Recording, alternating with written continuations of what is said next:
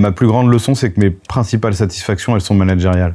Je crois que ma plus grande satisfaction, c'était qu'au bout de 2 ans, il y a eu 0 turnover, alors qu'on était dans un marché très concurrentiel. 0 départ dans l'équipe, c'était une de mes grandes fiertés.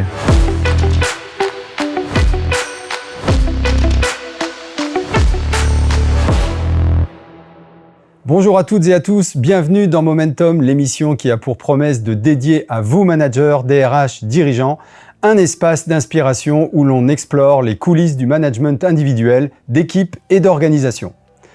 Je vous remercie de nous regarder de plus en plus nombreux. La chaîne enregistre déjà plus de 10 000 vues depuis sa création il y a à peine 2 mois. Pensez à vous abonner à notre chaîne YouTube Momentum l'émission, créée en collaboration avec le studio Chamberlain, à liker et à commenter. N'oubliez pas de cliquer sur la petite cloche pour recevoir en direct les notifications. Ça nous aide beaucoup pour développer ce projet. On est en train d'ailleurs de vous préparer de futures belles rencontres. Aujourd'hui, j'ai le plaisir d'accueillir un dirigeant au cœur de la transformation des territoires, de l'innovation immobilière et des dynamiques collectives, Charles-Emmanuel Kuhn, directeur général d'ICAD Promotion. Être dirigeant, aujourd'hui, ce n'est pas simplement décider, piloter ou prévoir, c'est arbitrer sans cesse entre la vision, l'humain et les contraintes, c'est aussi cultiver le sens, renforcer les liens et capter les signaux faibles qui préfigurent les grands moments à venir. Alors, comment diriger et manager dans un environnement mouvant, complexe, souvent paradoxal? Comment inspirer sans surcontrôler? Comment faire de son rôle un levier de responsabilité et d'innovation? C'est ce que nous allons explorer ensemble au fil de cette conversation. Charles-Emmanuel, bonjour. Merci d'être avec nous. Bonjour Christophe. J'ai envie qu'on parle un petit peu d'ICAD avant de parler un petit peu plus de toi. Ça fait référence, ICAD, ça existe depuis 70 ans. Ouais, 70 ans pour un acteur, comme tu le disais, de la transformation des territoires. C'est un cycle long, l'immobilier, certes, mais pour autant, des acteurs de cette nature qui ont 70 ans, il n'y en a pas ou peu d'autres en France. ICAD est né il y a 70 ans d'une crise du logement. Donc aujourd'hui, on peut avoir imaginé quelques similitudes. Une crise du logement qui a eu des conséquences fortes sur la vie sociale et sur le monde, notamment en France, puisque au début des années 50, il y a eu une forte crise du logement. Et donc c'est de là qu'est né ICAD. Alors toi, tu diriges une entité qui est celle de la promotion. C'est environ 600 personnes sur un groupe qui en comprend 1000. Tout à fait. Et tu me disais, dans le cadre de nos échanges en préparation de cette émission, que finalement, tu n'avais pas un parcours qui avait été totalement guidé et qui s'est fait un peu par l'expérience, des pas de côté. Est-ce que tu peux nous raconter? Bah oui, parce que je suis ingénieur de formation, ingénieur travaux publics, donc on aurait pu croire que l'immobilier était un métier connexe des travaux publics, mais j'ai commencé ma carrière dans le monde financier. Et financement généraliste, j'ai intégré un des fameux cabinets Big Four à l'époque pour faire de l'audit. Ça a été encore un élément et un socle fort de toute ma carrière. Après un cycle d'à peu près 5 ans, j'ai rejoint le groupe Bouygues, dans lequel là j'ai continué sur des fonctions financières et au gré des rencontres, des mentors, il y a eu ces fameux pas de côté dont on parlera, je pense, tout au long de l'émission. Tu me disais aussi, parce que ce qui m'a interpellé quand on a échangé ensemble, c'était, et tu connais la raison d'être de cette émission, le constat c'est que finalement il y a plus grand monde qui veut manager aujourd'hui. Et il m'a semblé que tu n'étais pas forcément tout à fait d'accord avec ça, en tout cas tu as voulu le compléter et tu me disais que finalement c'était une responsabilité partagée. Ah non, mais moi je suis convaincu qu'il y a encore des gens qui veulent manager aujourd'hui. Le biais dont on parle aujourd'hui, c'est que le management est devenu une conséquence de la performance pour certaines personnes, mais de la performance opérationnelle et des collaborateurs clés. Dans l'entreprise, le sujet de la valorisation des collaborateurs clés avec des expertises clés est très complexe. Et de cette complexité est née un peu une facilité en disant un collaborateur clé qui est vraiment très, très important pour une entreprise, une façon de le faire évoluer, c'est de le rendre manager. Mais est-ce que vraiment il était en capacité de l'être? Ça parfois ça marche évidemment, mais de temps en temps ça n'a pas fonctionné. Et c'est là où on retrouve le fait que le management c'est une compétence qu'on peut développer aussi, bien sûr, comme toute compétence. Il y a du développement de compétences autour du management, mais c'est une compétence à ne pas négliger et c'est pas que de l'intuition. Ce que tu veux dire par là, c'est que on ne nomme pas des futurs managers ou on ne progresse pas hiérarchiquement dans une entreprise uniquement sur la performance du passé. Moi, je suis très attaché à une chose, c'est la connaissance de soi. Et je pense qu'on nomme des personnes sur le socle et les forces qu'ils ont, et sur des personnalités, au regard de ce qui va être leur mission future et de ce qu'on va attendre d'eux. Et donc, effectivement, avoir des hard skills et des savoir-faire très techniques, c'est fondamental aussi dans beaucoup de secteurs. Mais le management, encore une fois, il faut un domaine, il faut de l'appétence, il faut avoir envie de transmettre, il faut avoir envie d'accompagner, il faut avoir envie de coacher. Et ça, il n'y a que par la connaissance de soi qu'on peut savoir si on est en mesure de l'accompagner. Alors on reviendra un petit peu sur quels sont les plans de formation et de développement qui sont initiés chez ICAD. J'aimerais bien qu'on parle un petit peu de toi et surtout qu'on évoque ensemble comment tu penses et comment tu vis ton rôle de leader. Et ma première question, c'est tiens, finalement, si je te demandais de définir ton rôle de dirigeant. Mon rôle de dirigeant, il est d'abord de manager et de faire en sorte que les gens avec lesquels j'ai la chance de travailler soient heureux parce qu'ils ont un cadre clair de mission, ils ont de l'autonomie, ils peuvent agir en confiance. Moi, j'aime beaucoup, on a parlé aussi du terme de la sécurité psychologique. Mon rôle, il est de mettre les personnes avec lesquelles je travaille dans un contexte de sécurité psychologique. C'est-à-dire qu'elles peuvent agir, elles peuvent aussi évidemment m'interroger, elles peuvent en référer aussi à un collectif plus large, mais en tout cas à titre individuel, il faut qu'elles puissent être en capacité de décider dans le quotidien. C'est important pour l'entreprise, c'est important pour leur épanouissement et c'est important pour l'épanouissement de leurs collaborateurs aussi. Est-ce que je dois comprendre que ça veut dire qu'à tout niveau de l'entreprise aujourd'hui, on peut décider ? Ah bon, je suis convaincu de ça et il faut, dans notre métier de la promotion immobilière, il faut qu'à tous les échelons, on puisse décider. Le tout, c'est de mettre les gens en capacité de décider. Donc cette notion de droit à l'erreur, de sécurité psychologique, mais surtout de définition d'un cadre dans lequel ils peuvent décider. Ça doit, bien sûr, que ça doit être le contexte dans lequel on peut mettre en avant les personnes. Et je pense que même il faut mettre en avant le fait que si les gens ne décident pas et cherchent, alors que ça c'est de leur prérogative que de décider, et cherchent à remonter et à obtenir un blanc-seing de leur manager direct, c'est qu'il y a un problème, il y a un dysfonctionnement quelque part. La personne n'est pas en confiance. Pourquoi elle n'est pas en confiance ? Soit c'est du développement de compétences qui n'a pas été fait, et donc elle se trouve confrontée à une limite de compétences, soit c'est un cadre de sérénité qui n'est pas suffisamment là pour qu'elle se sente à même de décider.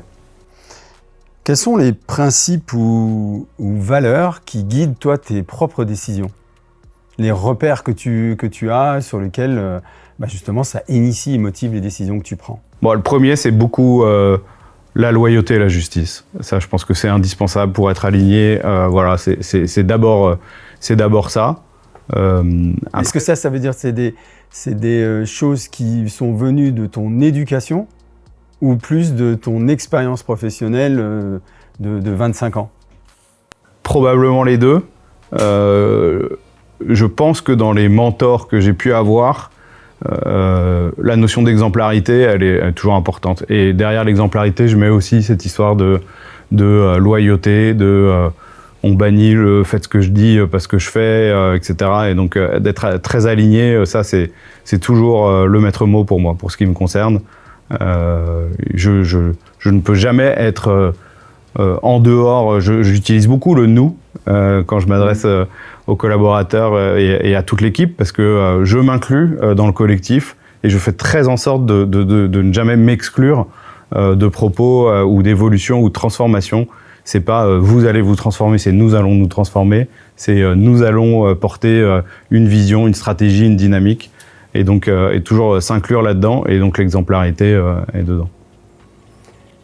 Qu'est-ce qui, dans ton parcours de vie ou ton éducation, je reviens sur ça parce que le but aussi de cette émission, c'est de voir d'où viennent les managers, leaders, dirigeants et qu'est-ce qui les a construits dans le temps et qui font qu'ils ont des convictions sur le management.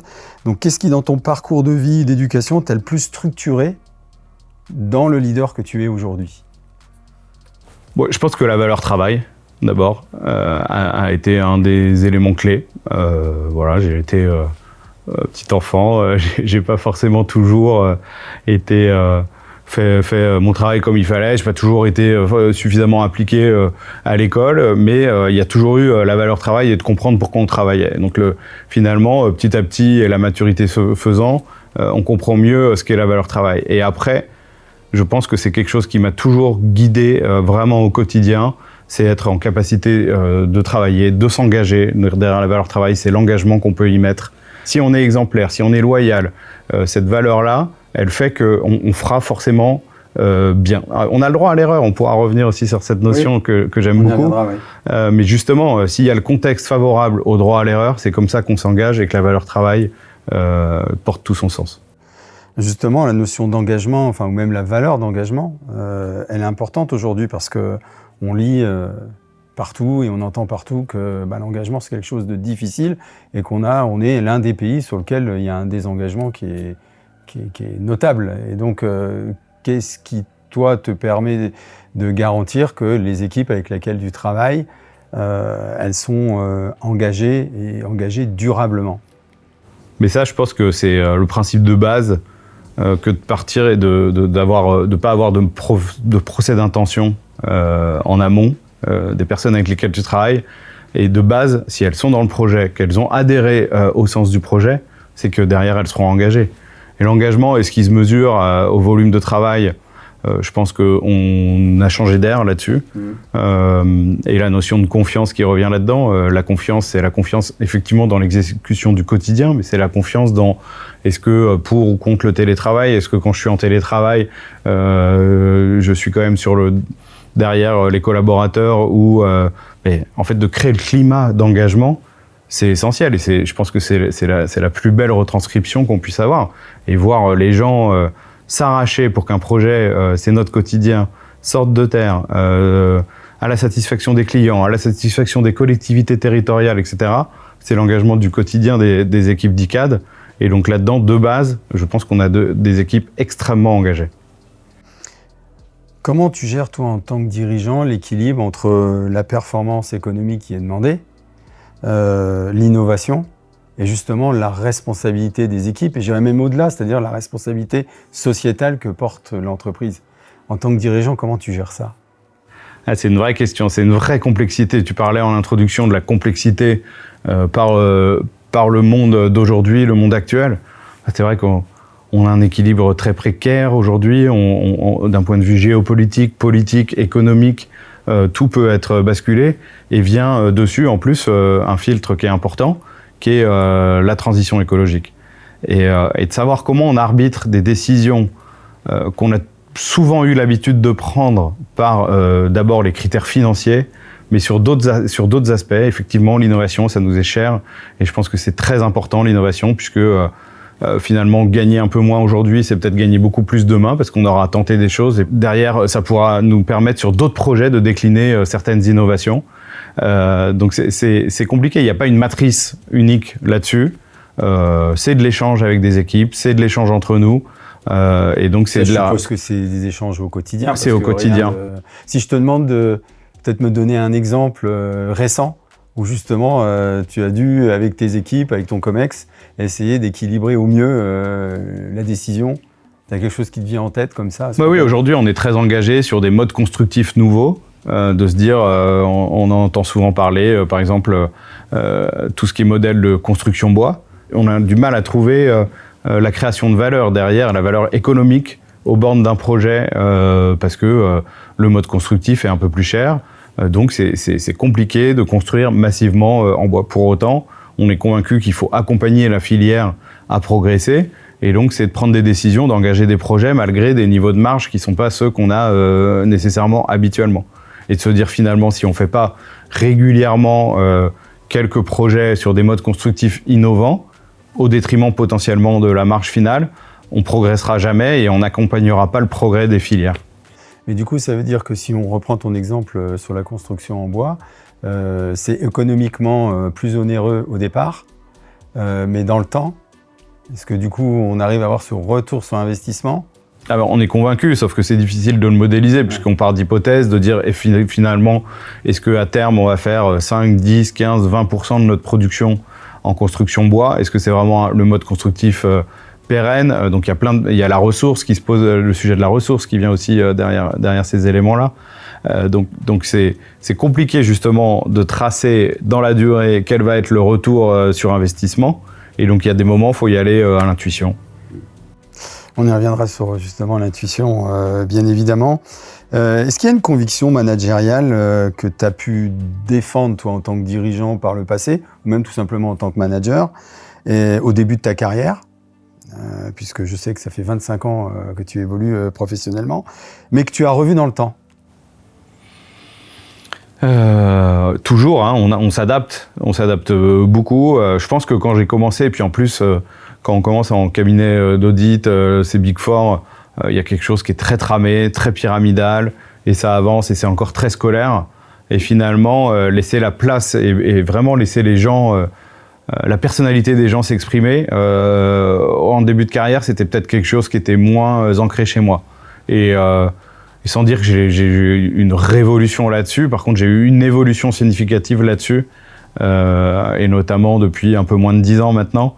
Parce que toi, tu viens au départ de la finance. Exactement. C'est le côté opérationnel qui t'a attiré vers les métiers et le métier que tu fais aujourd'hui. Moi, le métier que je fais aujourd'hui, j'ai une passion pour ce métier parce que quand on est financier, on est assez rigoureux, pragmatique, et finalement, je pense que ce que je vois comme similitude avec mon métier d'aujourd'hui, c'est le concret, le tangible.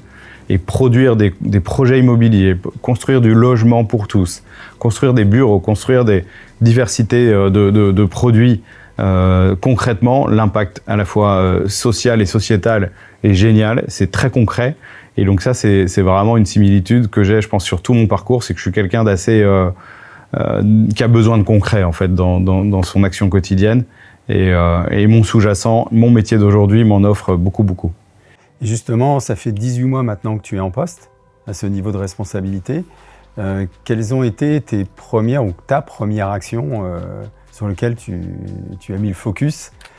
Déjà, combien de temps tu as pu observer? Est-ce que tu as eu le temps d'observer un peu ton entreprise? Parce que c'est vrai que le temps, souvent, on dit on n'a pas beaucoup de temps, il faut observer, s'étonner, on a peu de temps. Est-ce que toi, tu as eu ce temps-là et quelle est la première action du coup que tu as engagée derrière? Alors, j'ai eu ce temps-là, mais sans savoir que j'allais exercer ces fonctions, puisque j'avais rejoint ICAD depuis un peu plus d'1 an, au moment où on m'a confié cette responsabilité de devenir directeur général de l'ICAD Promotion. Donc j'avais pu observer un peu l'entreprise, enfin connaître l'entreprise, mais sans savoir ce qui se profilait. Après, le jour où j'ai été nommé, honnêtement, c'est un ouragan qui s'abat sur soi, puisque du jour de la nomination, il y a tout de suite, on rentre dans le champ de la décision permanente. Donc, du jour où il y a l'annonce de la nomination, c'était... il fallait prendre des décisions opérationnelles sur des choses qu'on ne maîtrise pas. Et là, il y a une espèce de tourbillon à la fois rétrospectivement hyper excitant, mais qui fait peur quand on est en plein dedans. Où faut savoir décider, apprendre à décider. Et mon gap principal a été là-dessus, je pense. C'est sur la décision, prendre des décisions, accompagner la décision. Donc, pas vraiment eu le temps d'observer pour répondre à ta question. Pour autant, voilà, il a fallu que je réponde présent tout de suite là où il y avait des attentes. Et à côté de ça, la période d'observation, elle était sur rencontrer les gens, écouter. Vraiment rencontrer un maximum de personnes, pas se précipiter dans les décisions organisationnelles que j'allais mettre en place suite à ma nomination.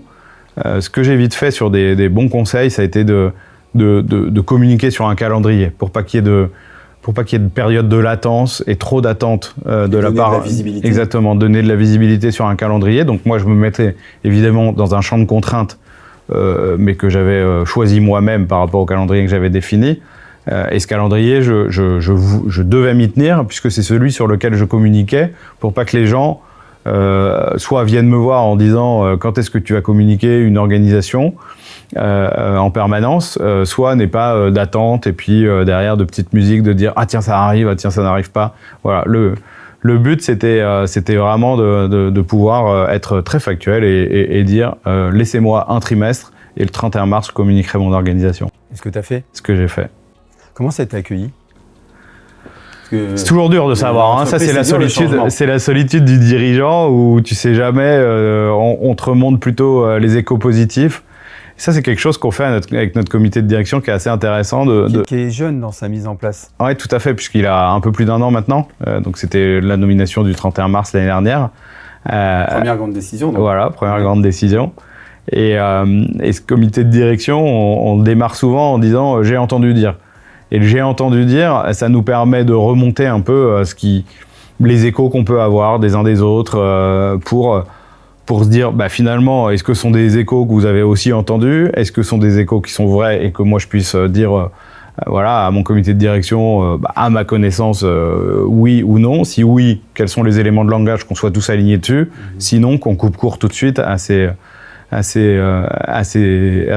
qu'en dira-t-on, qui sont en permanence dans les grandes entreprises.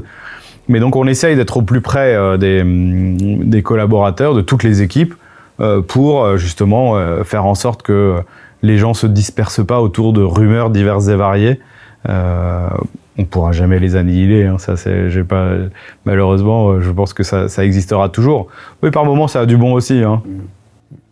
Et en t'écoutant, je me disais, tiens, tu évoquais notamment la dimension écologique. Et je crois, je me trompe pas si je te dis que la raison d'être, c'est de penser la ville de 2050. Ouais, tout à fait. On est en plein là-dedans, donc il y a ce qui est écrit et ce qui n'est pas écrit que vous allez créer. Est-ce que ça veut dire qu'aujourd'hui, tu as 600 collaborateurs qui ont tous un niveau de sensibilité fort sur l'aspect développement durable, sur l'aspect écologique? Est-ce que ça, c'est un critère important pour recruter? En fait, je pense que ça se pose même autrement. C'est que aujourd'hui, en tout cas pour les jeunes générations, c'est un facteur déterminant et nécessaire. C'est une condition nécessaire pour embarquer les jeunes générations dans un projet d'entreprise. S'il n'y a pas une dimension et une vision écologique et une vision RSE qui est importante et surtout qui est réelle. Parce qu'après, il y a ceux qui disent, qui affichent des choses et la façon dont elle est incarnée dans l'entreprise est fondamentale. Donc chez ICAD, oui, on ambitionne. Et ce qu'on dit, c'est qu'on va bâtir la ville de 2050. Bâtir la ville de 2050, pourquoi on a pris ça? C'est qu'on commence à la construire maintenant. La ville de 2050, elle va mettre 20 ans à se construire. Et donc, c'est bien celle qu'on construit. Les mètres carrés sont rares et chers. Alors, les mètres carrés sont rares et chers. La ville de 2050, on est convaincu que 80% de la ville de 2050 existe déjà, ou alors les surfaces artificialisées sont déjà là. Donc, il y a des nouveaux paradigmes à prendre en considération. On utilise beaucoup le terme, et on y croit, moi j'y crois fortement, de régénération urbaine, de dire finalement c'est la deuxième, troisième vie qu'on va donner à un site qui, il y a 20, 30, 40, 50 ans, c'était l'étalement urbain, et donc ce site il existe en ayant pris une partie de la nature, et finalement demain comment on continue à élaborer, à travailler et à faire la ville sur ce type de site sans continuer l'étalement urbain. Et ça c'est vraiment au cœur de nos enjeux. Et chez ICAD, clairement, on n'est pas dans le renoncement parce que la tentation pourrait être forte de renoncer à la transition écologique parce qu'il y a des éléments financiers importants, comme on l'évoquait tout à l'heure, afférents à cette transformation-là. Mais on renoncera pas et on continuera à avancer et à aller dans le progrès pour cette dimension-là. Quels sont les métiers qui existent chez ICAD Promotion? Alors, chez ICAD Promotion, c'est d'abord le chef d'orchestre et toute la filière responsable de projet, directeur opérationnel. Lui, c'est le chef d'orchestre de toute l'organisation d'un projet. Donc, il anime à la fois des expertises internes et des expertises externes. Tout en animation transversale, fonctionnelle? Beaucoup en animation transversale, à la fois avec ce qui est très fort aussi et qui est fondamental dans notre métier, c'est tout ce qui va être direction technique et direction commerciale. Direction commerciale, c'est celui qui vend au client le produit fini. Et si on n'a pas travaillé au niveau du marketing stratégique le bon produit au bon endroit, on n'aura pas de client et on ne pourra pas vendre nos logements. Pareil, la direction technique, c'est celui qui va nous confirmer qu'on va pouvoir réaliser dans un cadre financier certes ambitieux mais contraint le projet. Et donc c'est eux, en termes de dynamique d'accompagnement transverse. Bon, là-dedans, il y a bien sûr aussi tout ce qui est ingénierie financière et pilotage financier, plus tout ce qui est de la dimension juridique qui est très importante aussi.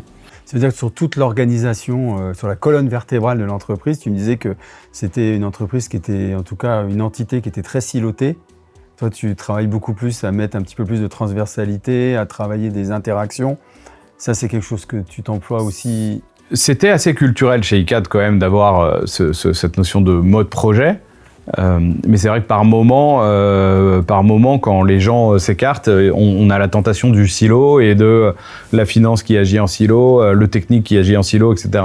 Et donc le but, c'est d'être en permanence à s'assurer qu'il y a la transversalité, que tout le monde fait route vers un même cap et est très aligné là-dessus, et avoir conscience que notre cœur de métier, c'est la mise en œuvre des projets pour des clients. Et le client, il y a un grand C, c'est-à-dire que le client, c'est certes le client final, celui qui va y habiter, qui va vivre ou qui va consommer ou travailler dans les lieux de vie qu'on crée, mais c'est aussi le client élu territorial. Est-ce qu'on a répondu à une problématique et un enjeu du territoire en lien avec les collectivités? Ça aussi, c'est un de nos principaux clients, c'est l'élu. Je te propose qu'on continue de mettre en lumière la manière dont finalement les équipes sont animées et comment la transversalité elle est gérée, la collaboration, et tout part d'une vision en fait, et c'est ce que vous avez travaillé récemment. Comment elle a été travaillée, cette vision? Cette vision, elle a d'abord été travaillée au niveau d'ICAD, du groupe, où pareil, depuis 2 ans, on a lancé un nouveau plan stratégique, et dans ce plan stratégique, l'objectif c'était de créer plus de transversalité sur les 2 grands métiers d'ICAD, qui sont l'un qui est le métier de foncière, donc propriétaire d'immeubles. Et au titre de la propriété de l'immeuble, être propriétaire d'immeubles, c'est savoir les gérer, c'est savoir aussi les exploiter. Et le deuxième métier qui est la promotion, sur lequel on a 2 grandes familles de métiers qui sont l'aménagement, avec l'aménagement du territoire, et la promotion immobilière. Et donc le plan stratégique d'ICAD, c'était de dire en fait, ces 4 grands champs de compétences doivent plus interagir entre eux. Et on doit être de plus en plus dans un modèle intégré. Et donc en partant de... Peut-être pour nos auditeurs, le modèle intégré, tu le définis comment? Le modèle intégré, c'est comment on arrive à travailler plus ensemble et à réunir les différents champs de compétences dont j'ai parlé. En interne? En interne, au service d'un projet et d'une vision générale. Et donc bâtir la ville de 2050, c'est venu de là. C'est de dire finalement, puisqu'on a la capacité à avoir la vision d'aménagement du territoire, on a la capacité de mettre en œuvre les projets immobiliers par le promoteur, on a la capacité de rester propriétaire de tout ou partie de ces projets-là pour les exploiter. Là, on a toute la chaîne de valeur de l'immobilier qui est réunie. Autant faire en sorte qu'elles travaillent ensemble quand c'est possible et quand c'est pertinent. Et donc c'est ça le modèle intégré qu'on a voulu décliner. Et qu'on est en passe... Alors ça se décrète pas, hein, c'est pas en claquant des doigts qu'on arrive à désiloter une entreprise, des organisations. Mais chaque jour... Il y a de la résistance? Oui, je pense que la résistance, elle est plus par le fait que chacun revient un peu à son référentiel passé, et qu'il faut dire non, attends, on rebascule modèle intégré.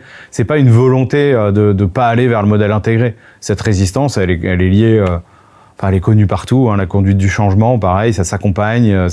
Ça peut être long, et là, en l'occurrence, on pense qu'on a été assez rapide sur les premiers signaux forts liés à ce modèle intégré. Et du coup, je crois que vous arrivez à aligner toute cette stratégie sur l'ensemble de l'entreprise grâce à 5 niveaux. Tu peux nous en parler pour qu'on comprenne bien comment est organisée la promotion, même sur le plan managérial? Effectivement, tu as raison. Peut-être que le premier pilier du modèle intégré, ça a été d'aligner tout le monde sur une même culture managériale. Et donc cette culture managériale, elle est la même que vous soyez manager à la direction financière groupe, qu'on soit directeur de l'asset management à la foncière, ou qu'on soit directeur régional, directeur d'une business unit de la promotion. Et ça, c'est important de dire qu'il y a un socle commun de culture managériale, dont j'ai pas les 5 piliers complètement en tête, mais les notions, c'est bien tout ce qui va être la responsabilisation, la notion du manager coach aussi, comment j'accompagne le développement de compétences de mes équipes. Ça, c'était déjà une référence par le passé, ou c'est quelque chose de nouveau? Non, c'est nouveau, c'est totalement nouveau. Ça veut dire que les gens sont accompagnés, formés? Exactement. Et les managers de l'entreprise sont accompagnés, formés évidemment avec des groupes de personnes qui proviennent d'entités différentes. parce que c'est important aussi de créer l'échange entre les collaborateurs eux-mêmes. Et donc tout le monde est formé sur, encore une fois, des piliers qu'on a définis nous au sein du COMEX. Qui viennent créer un socle. Qui viennent créer le socle et le référentiel dans lequel on veut que les managers managent. En plus, tu nous disais tout à l'heure que sur la partie prise de décision, il y a une volonté d'aller vers de la subsidiarité. Ça, c'est pareil, ça ne se décrète pas. Donc, toi, tu donnes un élan, tu donnes des convictions. Comment, après, ça se matérialise concrètement et puis, où est-ce que tu en es aujourd'hui dans ce parcours, qui est un beau challenge? Ouais, la subsidiarité, je pense qu'elle est essentielle. Une de mes ambitions, c'est que dans notre organisation, les directeurs régionaux soient les vrais porte-drapeaux de l'entreprise. Et pour être des porte-drapeaux, il faut qu'ils en aient d'abord les compétences, le profil, l'envie, et puis derrière les moyens. Et dans les moyens, il y a tout ce qui va être délégation de pouvoir et de responsabilité, et du coup, de leur donner ce cadre-là, de leur offrir ce cadre-là, c'est essentiel pour moi. Quand je dis un cadre, ça ne veut pas dire qu'on ne se voit pas régulièrement sur des jalons des projets, mais ils ont une latitude qui est la leur, voire même une obligation, puisque c'est eux qui doivent fixer la cadence de nos projets. Et c'est très important. Ils ont une délégation de pouvoir? Ils ont une délégation de pouvoir, ouais. Ce qui donne quand même une grosse responsabilité en termes d'autorité, de moyens et de compétences. Et même, il y a un niveau hiérarchique en dessous d'eux qui a aussi une délégation de pouvoir. Donc on va même jusqu'en dessous de ces directeurs régionaux en termes de délégation de pouvoir. Et qu'est-ce qui a généré cette délégation de pouvoir? Quelle a été la volonté derrière, la raison pour laquelle... parce que souvent, je rencontre aussi des entreprises sur lesquelles on limite juridiquement les délégations de pouvoir. Toi, je pense que c'est plutôt quelque chose qui a été poussé. Et la raison première? Elles n'ont pas été poussées ni limitées, elles ont été raisonnées. Et la raison première, encore une fois, c'est que le but, et moi je suis très attaché à ça, je veux que mes collaborateurs, que les gens avec lesquels je travaille me tirent vers le haut. Et pour me tirer vers le haut, c'est la spirale vertueuse, il me semble, de l'organisation et du management. Et c'est qu'ils me disent, mais attends, laisse-nous décider là-dessus, on en a les compétences, on en a la capacité. Et je serais le premier heureux que ça se passe comme ça. A contrario, celui qui est sur un poste sur lequel on attend qu'il décide et qui ne décide pas, là, je trouve c'est le nivellement par le bas. C'est-à-dire qu'il va demander à son manager direct de jouer son rôle, en fait. Et ça, je pense que ce sont pas les bonnes spirales du développement à la fois personnel et ni du développement business, que d'avoir des collaborateurs qui tirent vers le bas leur manager parce qu'ils n'ont pas pris l'initiative de... Enfin, ils n'ont pas... Pardon, c'était pas la prise d'initiative là dont on parlait, c'est même pas de la prise, c'est de la décision, ouais. La décision qui est dans leur champ de responsabilité. Ouais. Et est-ce que vous travaillez avec des processus comme ceux de l'intelligence collective qui demandent quand même avoir un certain niveau de maturité dans l'entreprise, c'est-à-dire d'être vraiment dans des moments de réflexion et pas uniquement au niveau du COMEX et pas de débat, de discussion, d'être vraiment dans de la réflexion, résolution de problèmes? Est-ce que ça, c'est des choses qui sont pratiquées chez ICAD Promotion? Alors, elles sont pratiquées, oui. Elles sont pas dans le quotidien non plus de la gestion de projet. Elles sont pratiquées plutôt sur quand on réfléchit à l'amélioration continue. En ce moment, par exemple, on travaille beaucoup sur l'expérience client et savoir comment on améliore tout notre parcours client et tout ce qui est l'expérience client qui va avec. Et donc là, on associe un certain nombre de collaborateurs à ces réflexions. Et oui, l'intelligence collective est développée dans ce cadre-là. Souvent, ce qui est difficile, c'est d'associer ces moments-là, sous prétexte, mais c'est aussi une raison qui peut s'entendre, de l'opérationnalité et du fait d'être dans l'action en permanence, et donc pas le temps de réfléchir, quoi. Ouais, et à contraire. On est plus dans l'intelligence de l'action que dans l'intelligence de la réflexion, et c'est pas une critique, mais on se rend compte que les temps dédiés, ils vont tout de suite beaucoup plus sur le côté intelligence de l'action. Mais les temps dédiés, c'est de l'investissement pour l'entreprise. C'est-à-dire que c'est des heures ou des demi-journées ou des journées hommes consacrées à ça. Et donc en ce moment, moi, j'ai décidé qu'on devait y consacrer une partie de notre temps, même si on est dans un contexte de crise, qu'on limite tout investissement et qu'on est vraiment très scrupuleux sur la gestion du temps de chacun. Et parce que le temps, c'est aussi des engagements financiers inhérents. Pour autant, c'est important qu'on ait ces échanges-là, que l'entreprise... Si tu devais le quantifier, ce temps, La question est peut-être pas facile, mais non, c'est pas facile. C'est de se dire sur une base 100%, quel est le temps aujourd'hui raisonnable? Déjà, ça dépend des fonctions. Moi, je pense que mon temps consacré à la déclinaison de mon plan, du plan stratégique qui est le nôtre se situe autour de 20 à 30%. Donc, c'est quand même conséquent. Il faut que j'arrive à me libérer les plages qui me permettent de travailler cette vision, puisque mon rôle de dirigeant, il est à la fois la gestion du run, du quotidien, des décisions du quotidien, mais aussi d'accompagner le paquebot vers le long terme. Et donc ce schéma de vision est très important. Avec une notion aussi certainement de pérennité financière sur lequel notamment, des enjeux importants. Notamment. Les nuits sont courtes ou Non, mais encore une fois, on parle d'engagement. Non, les nuits sont pas courtes. Il faut qu'il y ait un équilibre, l'équilibre pro-perso, qui est un peu tarte à la crème, mais il est quand même fondamental, quoi. Enfin, je veux dire, on doit, si on veut être performant au quotidien, prendre du plaisir, à animer une vision, il faut qu'on ait un équilibre pro-perso qui soit au top.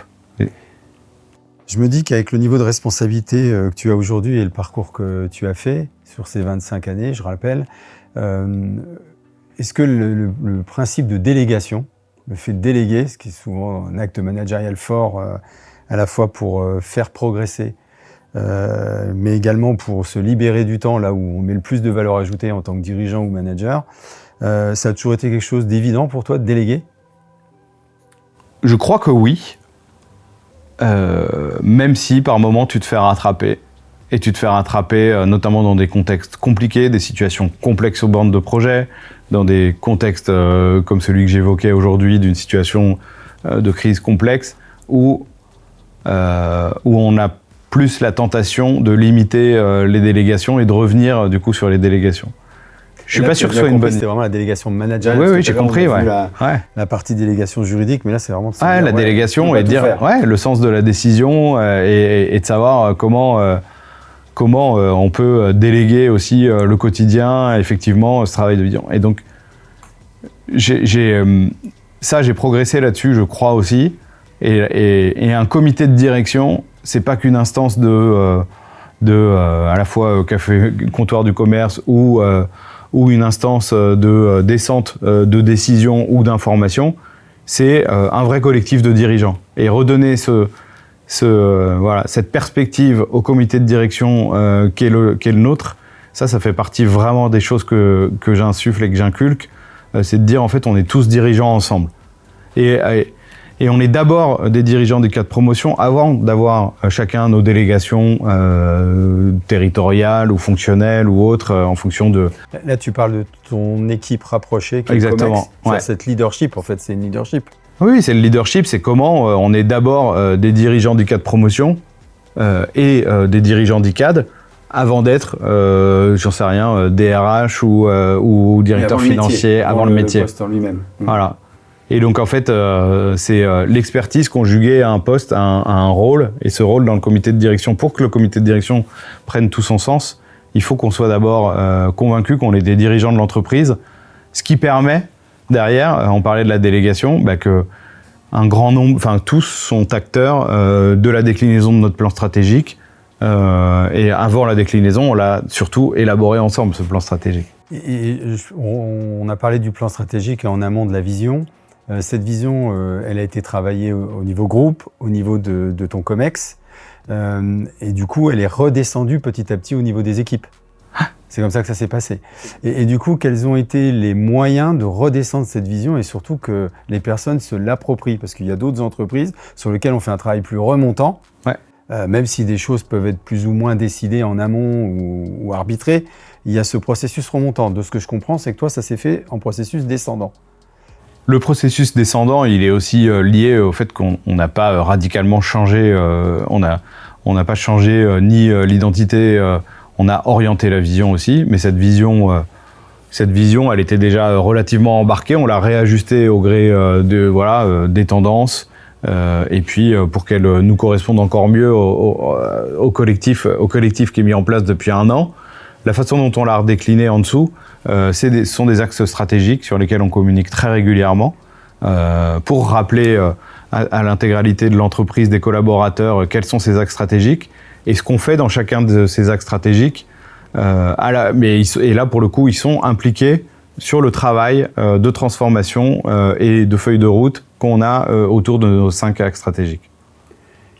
Tu me disais tout à l'heure que la volonté, c'était d'intégrer beaucoup plus les choses et du coup, sur le plan de la coopération entre les métiers. Tout à l'heure, tu nous décrivais très clairement quels étaient les métiers chez ICAD Promotion, technique, commercial, juridique. Est-ce qu'il y a des outils que tu pourrais nous donner ou un outil qui fonctionne bien et qui t'aide justement à garantir cette coopération ou des méthodes? Voilà, la méthode, c'est la culture du mode projet. Moi, je suis très attaché à la culture du mode projet. Je pense que c'est un terme qui n'est pas du tout galvaudé. C'est un terme qui est cœur chez nous.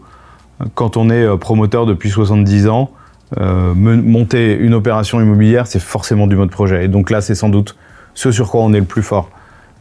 Après, ça veut pas dire qu'on est parfait toujours dans l'exécution du mode projet, mais la culture du mode projet, elle est ancrée chez nous. Alors maintenant, il faut avoir en tête qu'effectivement, le responsable de projet, il va avoir tendance à aller chercher la direction commerciale, la direction technique. Est-ce que systématiquement, le volet financier, juridique est aussi associé? Vraisemblablement oui, mais par moments peut-être pas de façon aussi fluide que ce qu'on pourrait penser.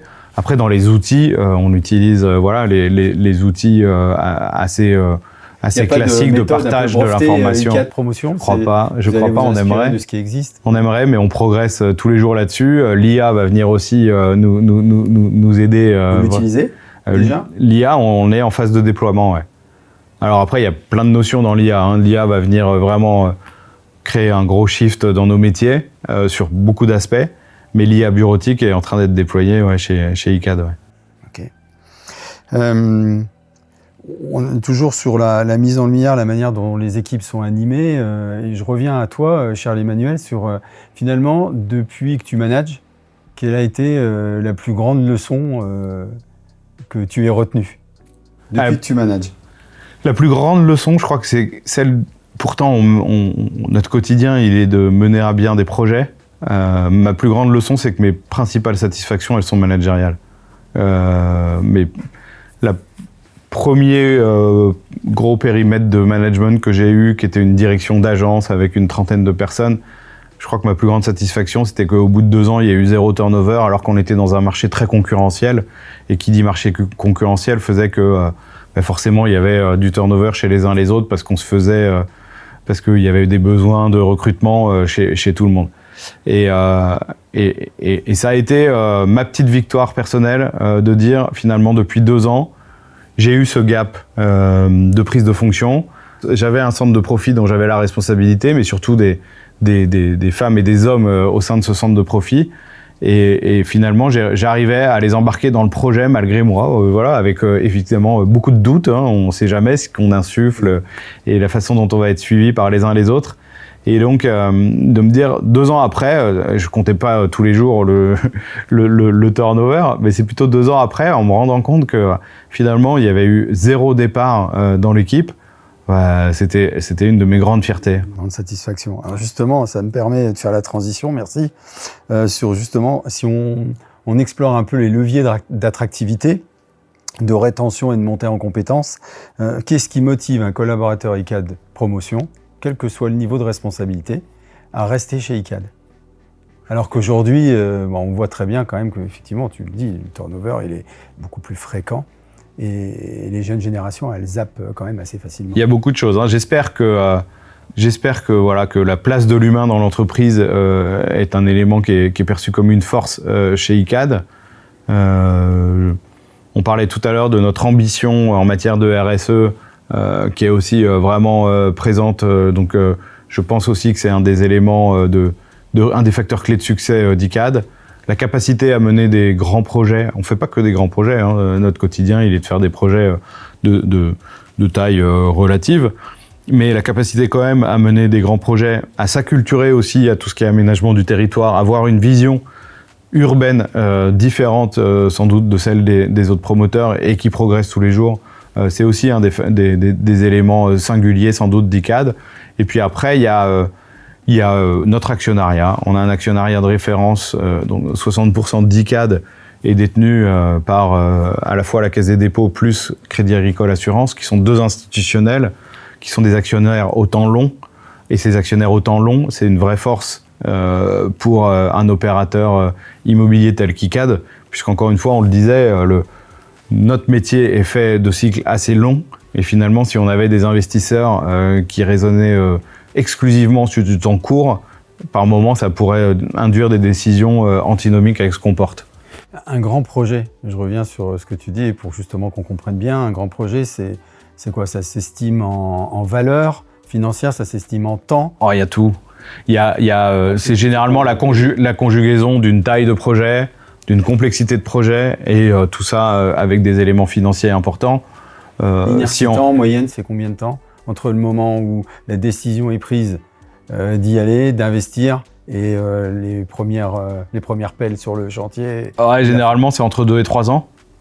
Donc c'est un temps, c'est un temps qui s'est rallongé. C'est un temps qui s'est considérablement rallongé dans notre profession, puisqu'avant on était plutôt sur 12 mois à peu près. Là aujourd'hui, c'est important quand même que les équipes projet, elles restent durablement aussi dans exactement, fondamental. Ouais. Si ça s'arrête au bout de 6 mois, hop, ils font renouveau, passation. Perte de l'historique, des acteurs, et notamment on parlait des élus, des collectivités, qui perdent de repères de leurs interlocuteurs principaux sur le projet. Donc oui, la stabilité, elle est importante pour mener à bien vraiment ces projets-là. Mais des grands projets complexes, on peut en citer un, par exemple, qui était dans un champ de contraintes colossal, c'était la réalisation d'une partie du village des athlètes pour les Jeux Olympiques. Donc celui-là, t'imagines bien qu'on n'avait pas le droit de déraper et de livrer le village en 2025. Hein. Et donc, voilà, il y avait un engagement de livrer par tous les opérateurs immobiliers le village, je crois que c'était le 28 ou le 29 février 2024. On n'avait pas le choix et on avait zéro latitude pour dépasser ça. Donc ça, effectivement, c'est un champ de contraintes important. Et la complexité, on a tous réussi, hein, comme notre petit confrère, mais on a tous réussi, effectivement. Quel profil tu recherches, toi, chez tes managers? Qu'est-ce qui fait un bon... Dans les aptitudes, parce qu'on sait qu'on parle souvent d'hard skills, soft skills, et sur les attitudes et comportements, c'est souvent là qu'on réussit. Qu'est-ce que vous recherchez comme attitude et comportement chez les managers que vous recrutez? C'est quelqu'un avec qui on est en confiance. La transparence. C'est construit dans le temps quand même, la confiance. Ah, je pense qu'on peut l'avoir aussi de base, hein. Le feeling, c'est... Ouais, on revient à l'intuition. Ouais, on revient à l'intuition. La confiance... mais la confiance, elle se construit dans le temps, elle se confirme dans le temps. Mais quand tu nommes un manager, un patron d'une business unit, d'une direction régionale, par rapport à toutes les délégations qu'on évoquait tout à l'heure, tu lui donnes quand même toute ta confiance d'un coup. Et tu vas pas attendre progressivement pour lui donner les délégations de pouvoir et de responsabilité. C'est combien de temps de période d'essai? 6 mois? 3 mois renouvelables, 6 mois? C'est 4 mois? Ouais, généralement c'est 3 plus 3, ouais. Et ça veut dire qu'il y a des plans d'intégration et des plans de développement qui font que... Je veux dire, à ces niveaux de poste, on regarde même pas les périodes d'essai. On voit comment ça on a vite l'intuition. Si on est sur une première partie de 4 mois, renouvelable 4 mois, c'est possible qu'au bout de 4 mois, on dise Bien sûr. On signe et on s'engage, ce qui est aussi un acte managérial fort. Ouais, oui, tout à fait, ouais. On parlait tout à l'heure aussi des jeunes générations, finalement, qui rejoignent ICAD. Qu'est-ce qu'elles t'apprennent, ces jeunes générations? Elles nous obligent, ces jeunes générations. Elles nous obligent parce que alors, ce qu'elles nous apprennent, c'est c'est une vie différente. Hein. C'est un rapport à la hiérarchie qui est beaucoup plus simple que ce qu'il était par le passé. Et moi, j'aime ça parce que moi, je suis d'abord aussi authentique. J'espère être relativement accessible et à l'écoute, comme je disais tout à l'heure. Et de ce fait-là, je pense qu'on est prêt à entendre beaucoup de choses. Et le fait que ces jeunes générations aient moins je vais pas dire le respect parce qu'elles ont beaucoup de respect, mais en tout cas le modèle pyramidal en tête et de se dire oh là là c'est le directeur général, je peux pas tout dire ou je peux pas l'interpeller comme ça. Je pense qu'il y a plus de spontanéité et de capacité à nous dire les choses. Et ça, c'est génial. Naturellement. Ouais. Et ça, je trouve ça donc ça fait génial. Partie des choses qui, toi, dans tes compétences managériales ou attitudes managériales, ça a fait évoluer C'est cette accessibilité où tu as toujours fonctionné? En tout cas, le jour où on me dit que je suis perché et que je suis complètement décorrélé de la réalité du terrain, du projet, je pense que c'est... Pas de tour d'ivoire chez ICA de mais j'espère. Promotion. Parce que souvent, c'est aussi des choses qu'on peut constater. Si on dit qu'il y en a, ça me décevra beaucoup. Et le but, en plus, que je dis que ça me décevra, ce ne sera pas de la part de la personne, ça me décevra par rapport à ce que j'espère inculquer et voilà, et la façon dont j'espère procéder au quotidien. Et je changerai radicalement. Je chercherai à comprendre pourquoi c'est ça. Et à voir ce qui m'a emmené à devenir perché et trop loin des préoccupations du quotidien de chacun. Tu évoquais tout à l'heure, et on évoquait ensemble que le parcours n'avait pas été guidé, qui s'est fait au hasard des rencontres et des pas de côté que tu as pu faire. Est-ce qu'il y a un manager qui t'a inspiré, enfin qui a été un de tes mentors et auquel tu fais référence beaucoup aujourd'hui dans ce que tu mets en place? Des mentors, j'en ai eu plusieurs, mais celui qui m'a fait faire le plus gros pas de côté, oui, c'est quelqu'un justement quand j'étais dans le groupe Bouygues qui allait me chercher quand j'étais à la direction financière en me proposant déjà un premier challenge qui était de l'accompagner sur des fonctions encore financières à même pas 30 ans, mais qui étaient des responsabilités assez importantes dans sa business unit. Et en fait, il avait déjà perçu en moi le potentiel ou la volonté que moi-même je n'avais pas encore décelé en moi de devenir à terme un opérationnel de ce milieu de la promotion immobilière. Et donc pour lui c'était une évidence, et il me l'avait absolument pas dit comme ça, mais pour lui c'était une évidence que à terme il me prenait à ses côtés d'abord pour les 2-3 premières années et le cycle du poste pour lequel il me nommait, mais pour qu'à terme, je fasse ce fameux pas de côté et que je devienne opérationnel dans ce secteur. Donc il avait déjà tout vu là-dedans, et pour moi, ça a guidé. Enfin, c'est une orientation extraordinaire qu'il m'a proposée et que j'aurais sans doute... Enfin voilà, c'est le facteur chance de ce plan de carrière non guidé dont on parlait tout à l'heure. Et dans le paysage, si on prend maintenant, dans le paysage international, est-ce qu'il y a une personne que tu trouves inspirante et qui te marque et qui peut justement des fois te guider aussi dans tes choix au-delà du côté intuitif, parce que l'intuition elle vient toujours de quelque part aussi. Parce que dans le paysage d'aujourd'hui... Moi, dans le paysage d'aujourd'hui, ça évolue très très vite, et ce que j'aime, c'est les entrepreneurs. En fait, parce que c'est une fibre que j'ai sans doute pas moi au fond de moi. Pour autant, quand on est directeur général d'une structure, il faut avoir un peu de fibre entrepreneuriale, même si je suis pas actionnaire directement de la société que je dirige.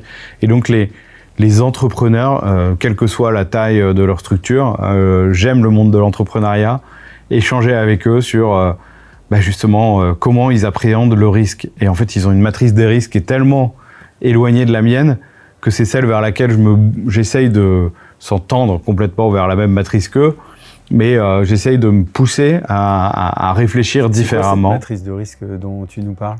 Cette matrice de risque, je pense que d'abord, ils se mettent, eux, personnellement, individuellement, l'entrepreneur, il se met d'abord, lui, à risque par rapport à ce qu'il entreprend, par rapport à ses prises d'initiative, et de se dire finalement, il faut que le quotidien, il soit guidé par beaucoup de convictions, et que si on a ces convictions-là, eh ben on se lance. Et notre métier, c'est un métier de conviction. C'est-à-dire qu'un projet, quand on engage un projet, c'est parce qu'on est convaincu qu'on va pouvoir le mettre en œuvre.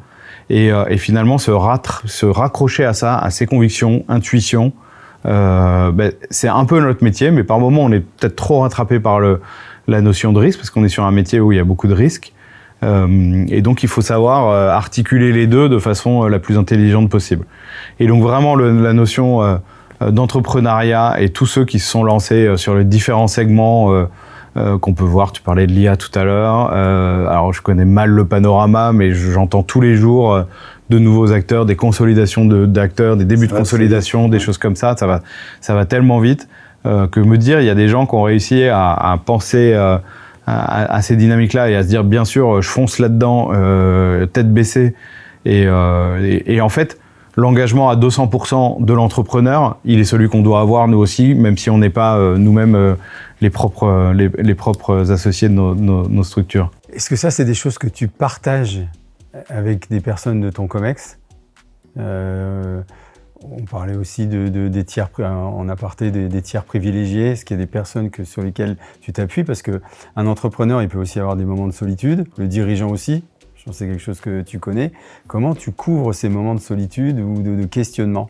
Comment tu le travailles ? La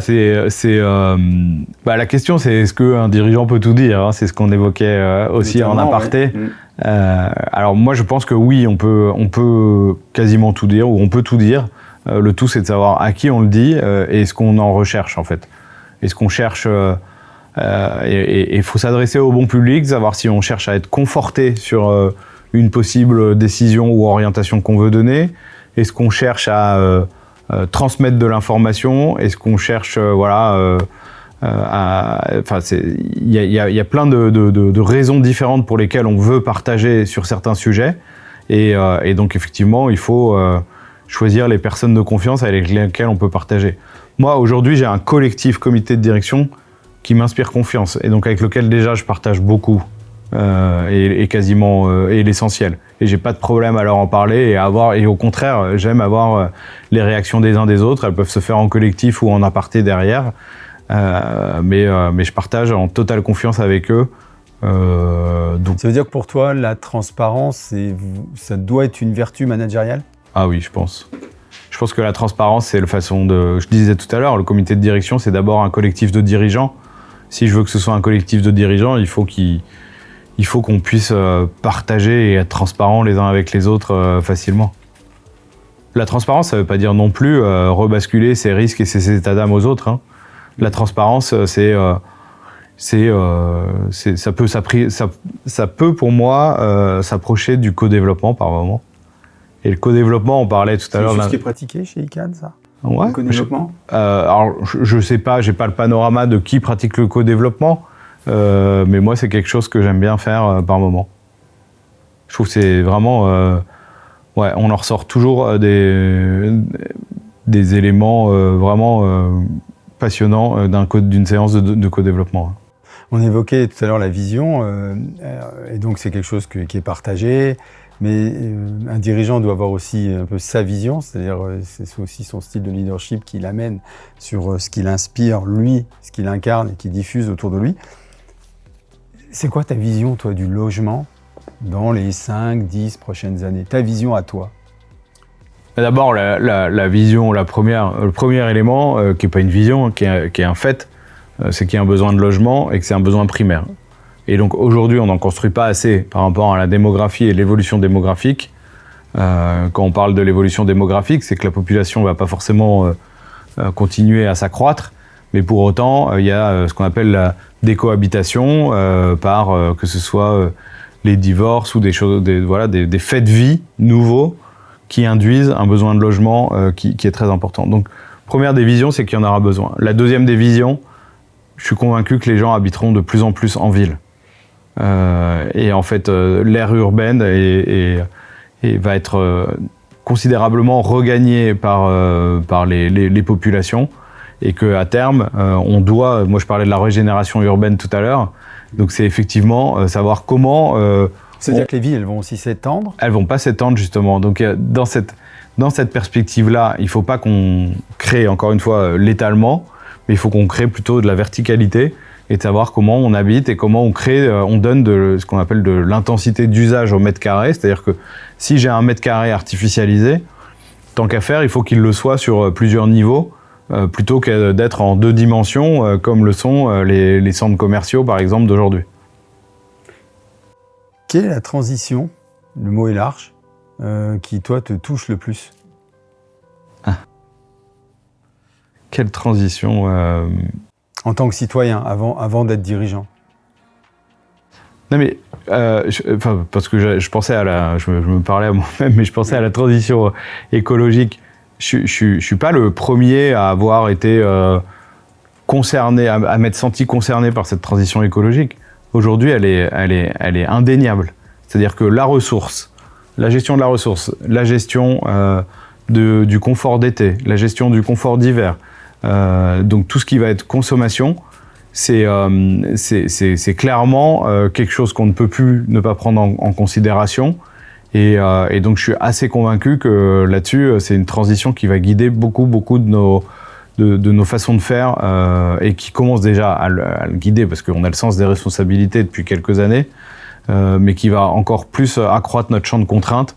Et qui dit champ de contraintes dit associe une transformation. On reste sur l'aspect transition, mais plutôt avec finalement ce qui pourrait être une vision inspirante mais orientée sur le management. De ce que tu constates aujourd'hui avec le rapport au travail qui a changé, les jeunes générations qui arrivent, quelle est selon toi là où les plus grandes mutations managériales là, dans les 5 prochaines années? Qu'est-ce qui va encore évoluer sur le plan managérial et que ICAD Promotion va devoir anticiper?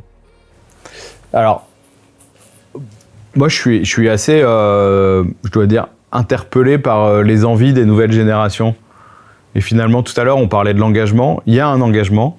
Donc, c'est-à-dire que les heures au travail, elles sont intensives. Pour autant, voilà, il y a un rapport au travail qui revient un peu, où il y a un petit peu un pas en arrière là-dessus, en disant finalement, mon travail, c'est une partie de mon quotidien, mais le reste de mon quotidien, il doit être sur le sport, le footing, des choses comme ça. Et je pense que c'est très intéressant de faire tendre l'organisation vers un rapport au travail qui est quand même, encore une fois, l'heure travaillée, elle doit être intense, elle doit être qualitative, et justement de ne pas se disperser. Et je crois beaucoup à ce que l'IA va nous permettre nous permettre exactement d'optimiser, d'avoir beaucoup plus de valeur ajoutée sur notre heure travaillée que ce qu'on avait jusqu'ici. Charles-Emmanuel, est-ce qu'il y a un conseil que tu aimerais donner et profiter un petit peu de cette audience-là pour à tous les jeunes managers qui sont arrivés dans l'entreprise, voire même ceux qui sont en devenir? Quel conseil tu leur donnerais? Le principal conseil, qui est vraiment celui que je m'approprie, c'est celui de se faire confiance, en fait. À soi? À soi, ouais. Vraiment, je parle beaucoup d'intuition et de se faire confiance. Soit on est dans des grandes organisations, et si on est là où on est, c'est qu'il y a des gens qui vous ont fait confiance et qu'on doit être en confiance avec eux au-dessus. Et il n'y a pas de raison de ne pas être sur un engagement à 150% en se disant « si je suis là », c'est que d'autres, et que moi je doute du pourquoi je suis là, c'est que d'autres ont considéré que j'étais à la bonne place, et donc de tracer sa route et de faire comme bon nous semble. Voilà, se faire confiance, c'est essentiel. Qu'est-ce qui te fait lever le matin, toi, malgré les tensions, les crises, les incertitudes, tout ce que tu nous as évoqué? Qu'est-ce qui fait que tu poses les 2 pieds par terre le matin? La première des choses, c'est d'aller de voir mes enfants. Et après, d'aller au bureau, j'y vais quasiment systématiquement avec le sourire, la diversité de mon quotidien, le plaisir de retrouver l'ensemble des équipes et d'échanger avec eux. Alors oui, on a plusieurs mauvaises nouvelles par jour. Plus que les bonnes? On se souvient surtout des mauvaises. Ouais. Mais on a aussi des bonnes, et c'est vrai que les bonnes nous font surfer sur une vague assez sympa. Et puis, il y a des périodes qui sont meilleures que d'autres. Pour autant, je me lève toujours avec le sourire et le plaisir d'aller travailler. Qu'est-ce que tu aimerais que ton équipe rapprochée, même si l'échéance, on va l'éloigner le plus possible, mais qu'est-ce que tu aimerais que ton équipe dise de toi après ton départ? Est-ce que, en clair, ce que tu as envie de laisser comme héritage? Ce que j'ai envie de laisser comme héritage, c'est qu'ils aient eu du plaisir à travailler avec moi et qu'ils se sont sentis grandir à mes côtés. Parce que eux me font grandir et moi j'espère leur rendre ça aussi. Je te propose, on a une petite séquence qui arrive vers la fin de l'interview, mais que j'aime bien et qu'on va qualifier aujourd'hui de minute d'anti-cliché. C'est-à-dire des idées reçues, des croyances. Et l'idée, c'est de passer en revue quelques affirmations que tu peux entendre, que je peux entendre, que nous pouvons entendre quand on est dans les couloirs de l'entreprise, et de voir ce que tu en penses et est-ce qu'on peut les challenger. Tu l'as un petit peu évoqué tout à l'heure, mais si je te dis, tiens, un bon dirigeant, il doit toujours savoir où il va. C'est faux. C'est faux.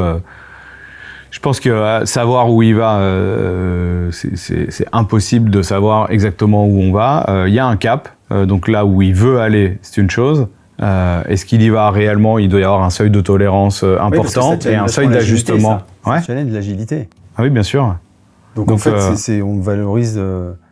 des fois, peut-être qu'on valorise trop la certitude, plus que le besoin d'agilité dans un monde qui... Et le bon dirigeant qui sait toujours où il va, il y a l'échelle de temps à rapporter là-dessus.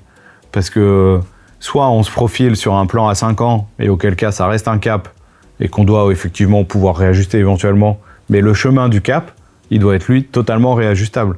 Donc à 1 an et à 2 ans, je ne sais pas forcément où je vais pour aller là où je sais que je veux aller à 5 ans. Est-ce que tu veux dire qu'il vaut mieux un cap qu'un plan? Ah oui, moi je pense qu'il vaut mieux un cap qu'un plan. Je pense qu'il vaut mieux un cap qu'un plan. Et un cap, ça nécessite des déclinaisons vraisemblablement annuelles, voire semestrielles via des feuilles de route. Et donc ça, c'est le chemin qu'on trace pour aller vers le cap. Alors j'en ai une autre aussi pour toi. L'exemplarité est la première qualité d'un leader. Ça, j'en suis totalement convaincu. Je pense que sans exemplarité... Est-ce que c'est ce qu'on attend avant tout d'un dirigeant aujourd'hui, voire d'un manager? Je mêle souvent les deux. Je sais bien que la fonction et le domaine de responsabilité n'est pas le même entre être dirigeant et être manager, mais... Je suis pas sûr que ce soit ce qui ressortirait si on interrogeait les collaborateurs comme étant une des premières qualités attendues.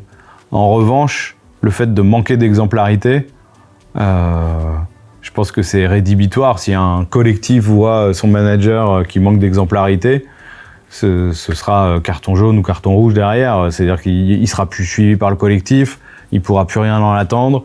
En tout cas, il y aura plus de confiance. Et donc oui, l'exemplarité, elle est importante. Trancher vite, c'est ce qu'on attend d'un DG. Ah. Alors ça, moi, dans mon profil personnel, justement, c'est complètement ce que je n'ai pas. Donc je suis mal à l'aise avec trancher vite, ce qui ne veut pas dire que je ne sais pas décider et trancher, mais j'ai besoin de comprendre, de mûrir, et c'est ce que ressort mon profil. Et donc c'était intéressant quand on l'a partagé avec mon comité de direction, puisque ils ont eu accès à l'intégralité de mon profil et de savoir quels étaient mes biais cognitifs. C'est quelque chose que tu as partagé. Et c'est quelque chose que j'ai partagé, ouais. C'est quelque chose que j'ai partagé pour qu'ils comprennent, ce qui les aide à comprendre par moment le fait qu'ils ne peuvent pas attendre ça ou ça de moi, parce que c'est pas dans mes moteurs. Et la décision entre deux portes immédiate, structurante, non, c'est quelque chose avec lequel je suis pas du tout à l'aise. En tant que dirigeant, quelle est ta définition du temps juste? Est-ce que ça évoque un peu ça, ce que tu nous dis? C'est quoi le temps juste pour toi? Je pense que le temps juste, c'est celui qui met pas en péril, justement l'opérationnalité de la décision. Donc voilà, il y a des champs de contraintes, mais on doit... le temps juste, c'est celui qui permet de continuer à faire avancer ce qui sera issu de cette décision. J'entends aussi beaucoup que, avec les générations qui arrivent d'une manière générale, les collaborateurs, ils souhaitent, voire veulent, demandent du sens, mais en même temps, ils refusent les contraintes. Je suis pas sûr qu'on puisse faire une analogie entre les deux. Le sens... sur cette notion de droit et devoir. Ouais, mais le sens, c'est quelque chose que l'entreprise doit aux collaborateurs qui la composent. Le sens des actions, le sens de mon action individuelle, le sens de l'action collective, c'est essentiel. Le sens d'une procédure, par exemple, si tu veux et que tu as des procédures et des process au sein d'une entreprise, si tu veux qu'ils soient appliqués parce que c'est le but, s'ils sont là, c'est pour être appliqués, mais il faut savoir en étayer le sens. Donc le sens, c'est quelque chose qui me guide beaucoup. Donc je suis très attaché, je suis très attaché à ça. Ouais. Le prochain gros enjeu pour toi, en tant que dirigeant des cas de promotion, ce qui va t'occuper du temps, l'esprit et qui va se faire peut-être sur un temps juste, qui sera le tien. Quel prochain gros enjeu? Le prochain gros enjeu, il est lié à notre métier et à notre contexte, et il est de réussir la transformation du modèle du promoteur immobilier de demain je suis convaincu qu'il y a une transformation conséquente qui est en train de s'opérer. Là, on parle de cycle de l'immobilier, de crise régulière. Là, on est dans une crise qui va profondément changer nos modèles. Et donc, mon quotidien, il est aussi guidé par ma capacité à observer et à définir un nouveau modèle pour ICAD Promotion et en accompagnement avec le groupe ICAD, et de contribuer à la définition du modèle d'ICAD de demain. Merci Charles-Emmanuel pour cette interview, de t'être prêté à l'exercice avec, je trouve, beaucoup d'authenticité. C'était super sympa de ta part de nous avoir consacré ce moment. C'est la fin de cette émission et bien entendu, n'hésitez pas à vous abonner, à cliquer sur la petite cloche pour avoir les notifications. Je vous remercie vraiment d'être de plus en plus nombreux à nous suivre alors qu'encore une fois, l'émission n'a que 2 mois et ça nous aidera bien entendu à continuer à développer de futurs et beaux projets et de belles rencontres. À bientôt.